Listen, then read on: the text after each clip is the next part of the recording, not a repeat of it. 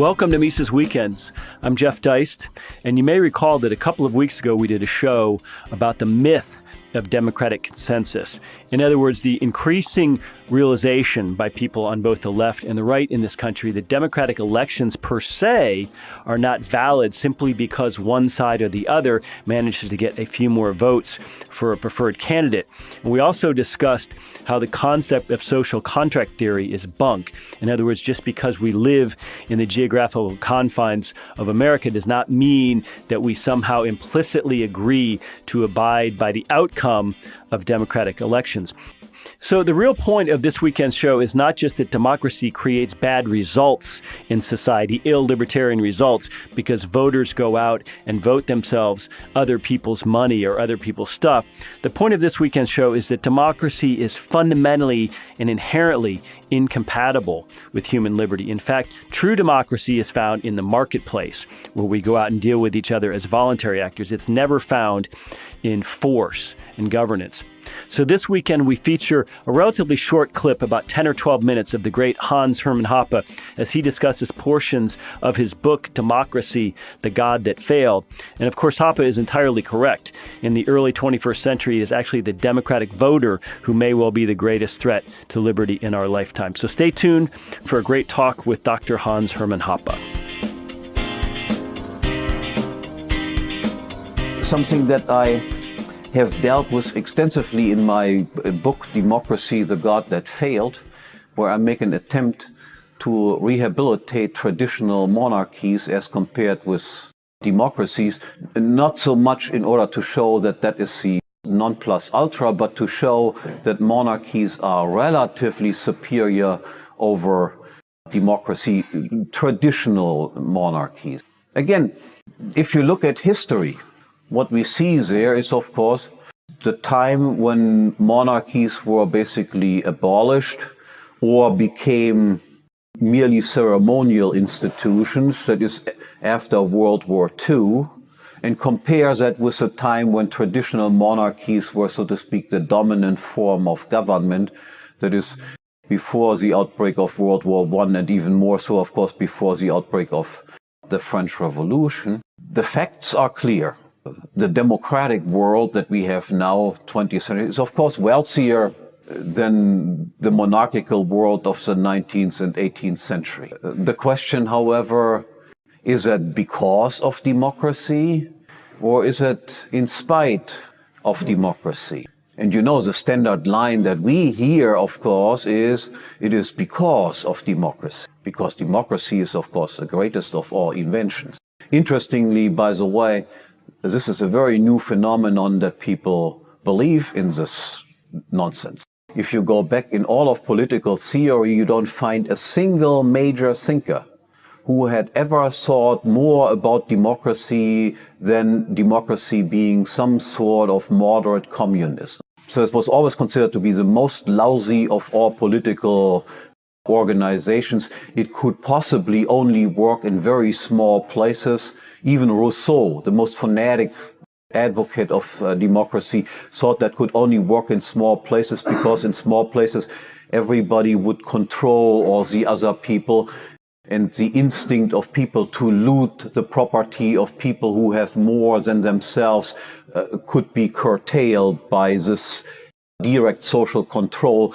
But this curtailing, of course, never works if you have millions and millions of people making up a society. So even the most dramatic advocate of democracy, Jean-Jacques Rousseau, would consider what we have now in terms of democracy as idiotic can be.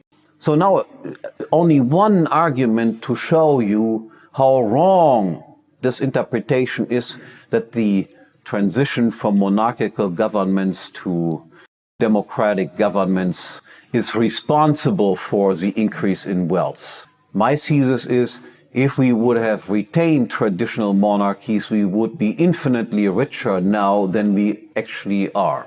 Why is that?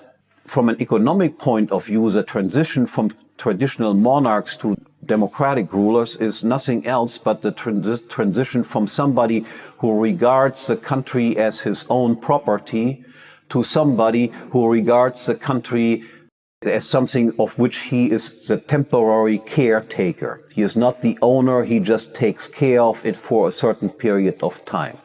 And now look at what the difference is between somebody who owns something and somebody who is a temporary caretaker of something. Just take the example of a house. In one case, I make you the owner of a house, so you can pass it on to the next generation. You can sell it in the market anytime you want. And in the other case, I make you a temporary caretaker of the house. You cannot determine who will be the next caretaker, and you are not entitled to sell the house in the market and retain the income that you receive from the house yourself. Now, will that make a difference in terms of how you treat the house, or in the example of kings and democratic politicians, how you treat the country? And the answer is, of course, that makes a difference as day and night.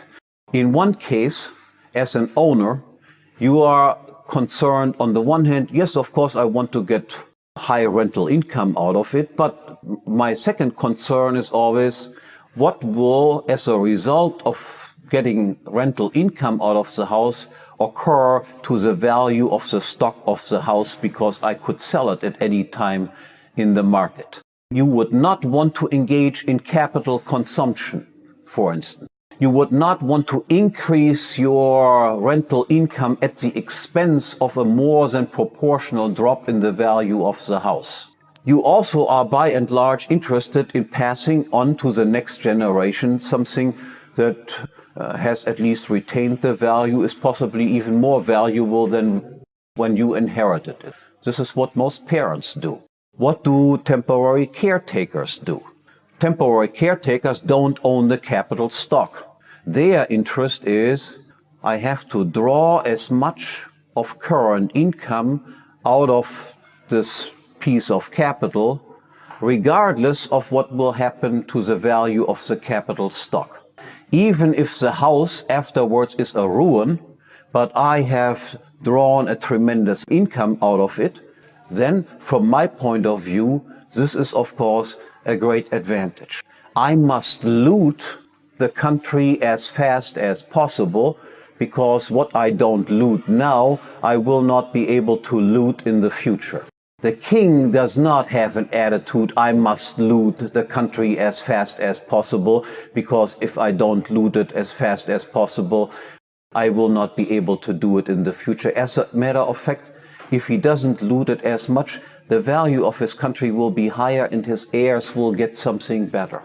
Just look, for instance, at the attitude that kings had vis-à-vis debt that they incurred, to the attitude that democratically elected caretakers have towards debt that they incur. Kings were by and large held responsible for the debt. Even their heirs were, not in all cases, but in many cases, considered to be liable for the debt incurred by their parents.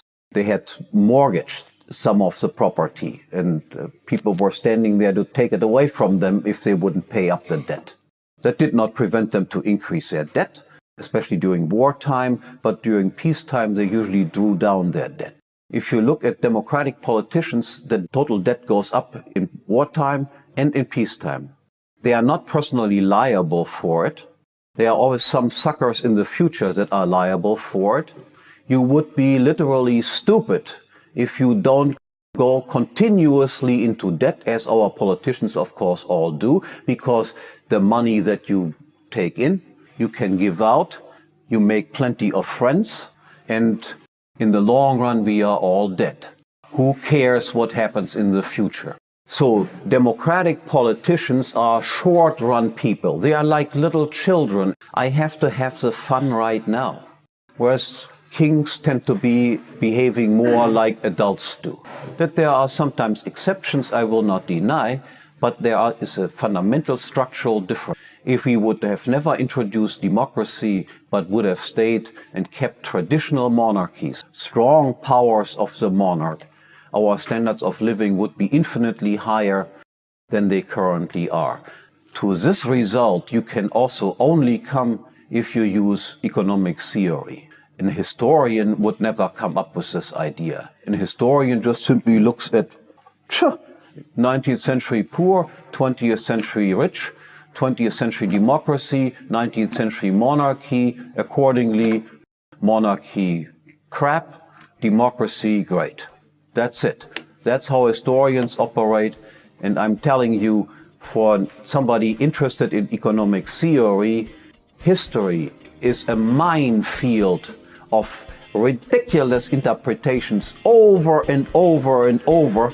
They report the facts right, but the interpretations that they give is sometimes you roll in bed and can't stop laughing. Okay, thank you very much.